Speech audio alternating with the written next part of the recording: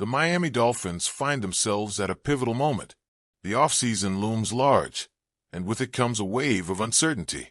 This isn't just about tweaking the roster. It's about fixing deep-seated issues that have held this team back. Talent alone hasn't been enough, and now it's time to face the hard truths. The offensive line is once again in shambles. Both starting guards from last season, Robert Jones and Liam Eichenberg, are heading toward free agency. Jones, an undrafted underdog, stepped in admirably, but his role was never supposed to be permanent.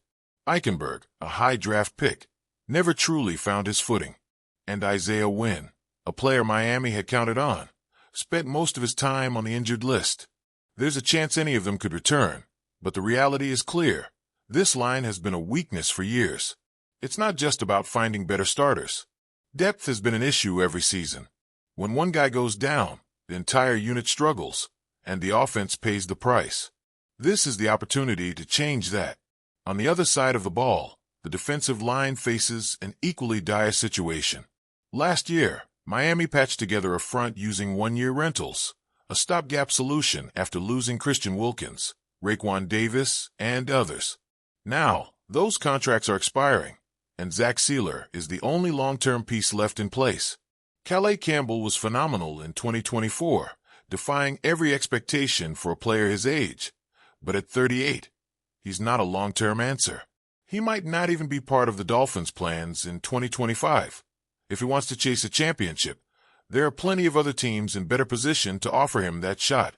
With money tight, the Dolphins are going to have to turn to the draft, which conveniently happens to be loaded with defensive tackle talent.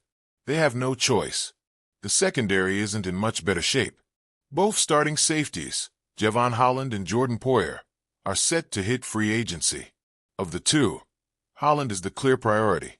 He's only 25 and has shown flashes of becoming a top-tier safety. But keeping him won't be easy. If the Dolphins can't reach a long-term deal, their only way to prevent him from testing the market is the franchise tag, which comes with a staggering $19.6 million cap hit. All at once. That's not a luxury Miami can afford, not with the team already over the cap and facing a roster overhaul. Poyer, meanwhile, is on the wrong side of 30 and not the future of this defense. The Dolphins could try to keep Holland while finding a cheaper alternative next to him, but even that will be a challenge. Beyond the roster moves, there's a bigger, more pressing question hovering over this team. Can they finally develop a tougher mindset? It's been the same story every year under Mike McDaniel. When things are going well, this offense is a nightmare for defenses. The scheme is creative, the weapons are unmatched, and the speed is overwhelming. But when adversity strikes, everything falls apart. Losing a starting quarterback is never easy, but other teams find ways to adjust. Miami hasn't. Tua Tagovailoa's concussions in 2 of the last 3 seasons have derailed promising campaigns. The offense is built so specifically around his skill set that the moment he's out, the entire system collapses. McDaniel has yet to show he can adjust when the original plan goes off track. It's not just about the quarterback. As the season drags on, the offense consistently loses its explosiveness.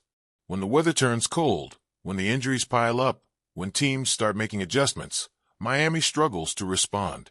This has been the pattern for 3 straight seasons. Last year, there was plenty of talk about needing to be more physical and mentally tough. That talk didn't amount to much. At the end of the year, the problems were worse than ever. Players openly criticized the team. Tyreek Hill pulled himself from a game, and McDaniel admitted that tardiness and discipline issues were rampant. The cracks in the foundation weren't just showing, they were widening. The challenge ahead isn't just about talent. It's about culture. This team needs to prove it can handle adversity because next season isn't going to be any easier. The roster will look different, and not necessarily in a good way.